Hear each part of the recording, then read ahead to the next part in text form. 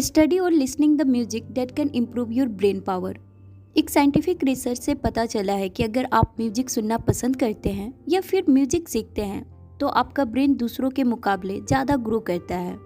Music stress को कम करने या मन को शांत करने में बहुत बेनिफिशियल होता है। शायद आपने यह महसूस किया होगा। आज एक एक्सपेरिमेंट जरूर करें।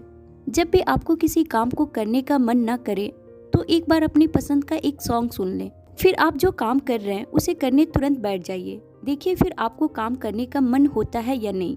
100% आपका माइंड शांत हो जाएगा और फिर आप उस काम को अच्छे से कर पाएंगे।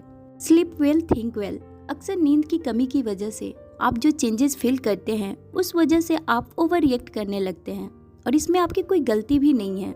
स्टडी से यह बात प्रूव हुआ है कि नींद की कमी आपकी बॉडी को गंभीर नुकसान पहुंचाती है। हम बिना ब्रेक या बिना नींद लिए लगातार काम नहीं कर सकते क्योंकि हमारी बॉडी में जागने और सोने का एक ऑटोमेटिक सिस्टम बना हुआ है। जागना और सोना हमारी बॉडी के अंदर चल रही एक लड़ाई के रूप में बताया गया है। ये लड़ाई प्रोसेस सी और प्रोसेस एस के बीच में है। प्रोसेस सी उन हार्मोन्स और केमिकल से बना हुआ है जो आपको जगाए रखने का काम करते हैं। दूसरी ओर प्रोसेस एस उन हार्मोन्स एंड केमिकल से बना हुआ है जिनका काम है आपको सुलाना। इस लड़ाई में जो प्रोसेस ज़्यादा हावी होता है उसके हारने की पॉसिबिलिटी ज़्यादा होती है।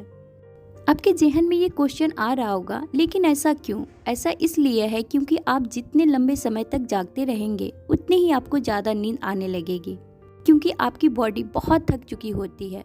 रिसर्च से यह पता चला है कि दोपहर में झपकी लेना बॉडी के लिए हेल्दी माना गया है। हमारी बॉडी को बस कुछ देर आराम करने का मौका चाहिए, फिर चाहे वह कुछ ही मिनटों का क्यों ना हो। नासा द्वारा किए गए एक स्टडी से पता चला है कि 26 मिनट की झपकी लेने के बाद एक पायलट की परफॉर्मेंस 35% बढ़ गई थी। एक और स्टडी से पता चला है कि 45 मिनट की झपकी लेने वाले स्टूडेंट्स की मेंटल प्रोसेसिंग काफ़ी बढ़ गई थी।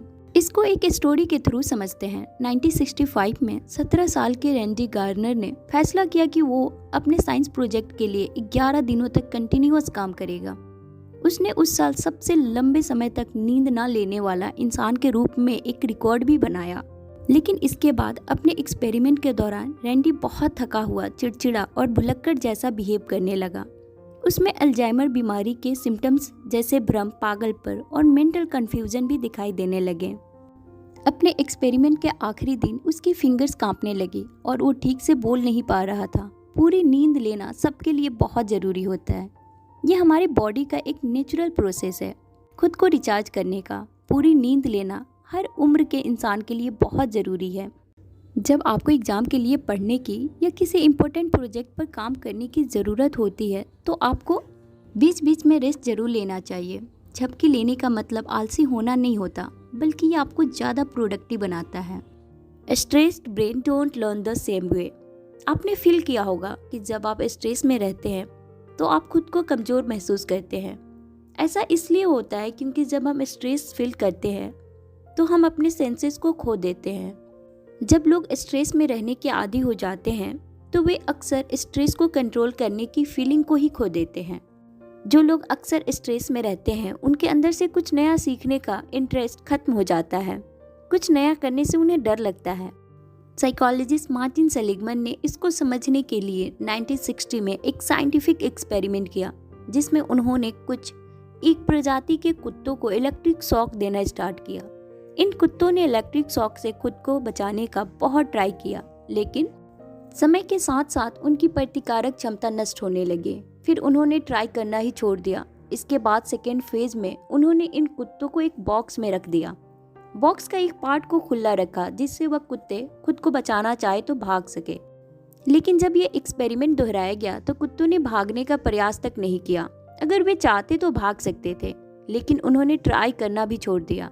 इसका मेन रीजन उनका पहले का स्ट्रेस ही था। इसी डर के स्ट्रेस में अगर हम भी ज़्यादा वक्त रहे तो सोच सकते हैं कि हमारी हालत कैसी होती होगी। इसलिए स्ट्रेस में रहना काफ़ी डेंजरस माना गया है क्योंकि ज़्यादा स्ट्रेस हमारी थिंकिंग पावर को ख़त्म कर देती है। साइंटिस्ट मानते हैं कि हमारा माइंड किसी भी स्ट्रेस को 30 सेकेंड तक झेल सकता है। ज़्यादा स्ट्रेस आपकी मेमोरी और एग्जीक्यूटिव फंक्शन को भी बिगाड़ सकते हैं, आपके स्किल को कमज़ोर कर सकते हैं। कंक्लूजन यह निकलता है कि कुछ लिमिटेड मात्रा में स्ट्रेस हमारे लिए बेनिफिशियल है। वो हमें मोटिवेट करता है कुछ अचीव करने के लिए या फिर दोबारा ट्राई करने के लिए।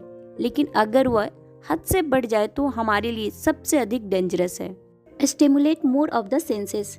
क्या पढ़ाई करते वक्त संगीत सुन सकते हैं? अगर आप ऐसा कर सकते हैं तो शायद आपका ब्रेन ऐसा करने में सक्षम हो गया है।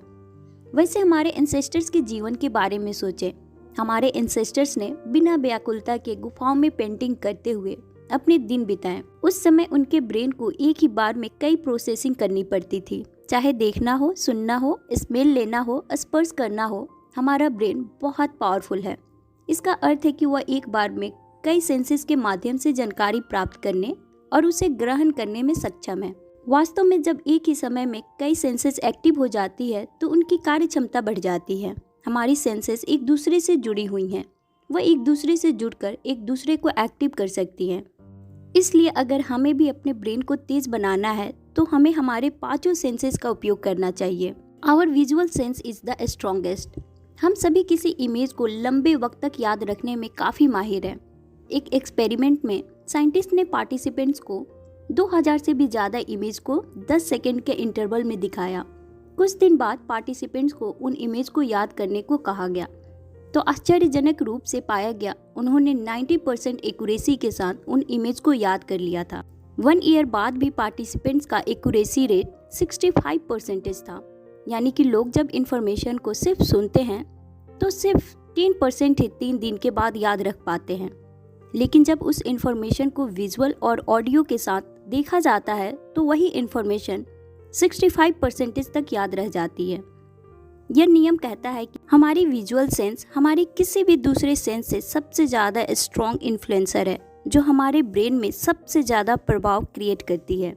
We are powerful natural explorers. Human का ब्रेन चीज़ों को एक्सप्लोर करने के लिए बना है। बचपन में हमारे ब्रेन में बहुत क्यूरोसिटी होती है।